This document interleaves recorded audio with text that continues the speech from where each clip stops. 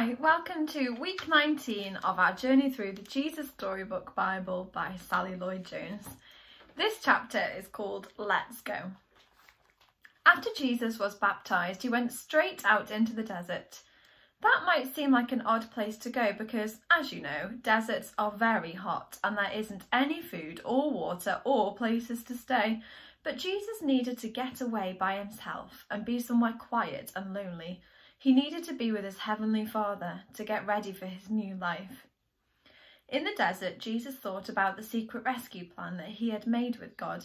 Before the foundation of the world, they both knew what would have to happen. To rescue God's children, Jesus would have to die. There was no other way. It was the reason he had come. Now, that old enemy, the one who had spoken through the snake to Adam and Eve back in the garden, do you remember him? He didn't want Jesus to rescue God's people, so he lied to Jesus. "Are you really God's own son?" he whispered. "Poor you. God must not love you. You don't need to die. Do it my way." "Yes, and no," Jesus said to the liar. "I will do what God says." And from that moment on, nothing would ever be the same. Jesus wasn't like Adam. Jesus was a new kind of man. He would not believe the terrible lie that the enemy spoke.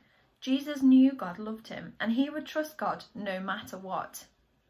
It was just as God had promised to Adam and Eve all those years ago. Jesus had come to do battle against the snake's work.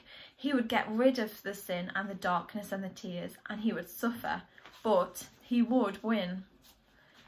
Jesus left the desert and set about the great rescue. He was going to get God's people back. But first he needed to find some helpers and friends.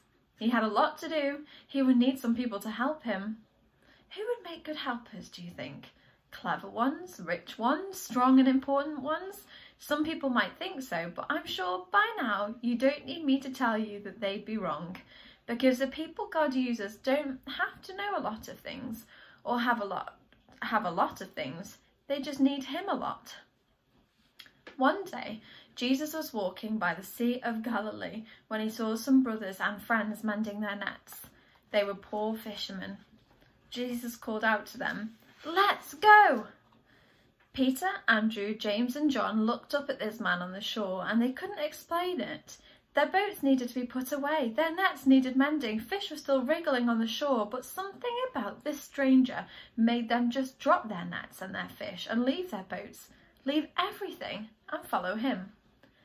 This God-man was like no one they had ever met. When they looked at Jesus, their hearts filled up with a wonderful, forever sort of happiness, and inside it was as if they were running free in an open field. Jesus asked 12 men to be his helpers: Peter, Andrew, James and John, Matthew, Philip, Bartholomew, Thomas, another James, Simon, Thaddeus and Judas. Meeting Jesus would change all of them forever. See you next week. Don't forget to wear your sun cream.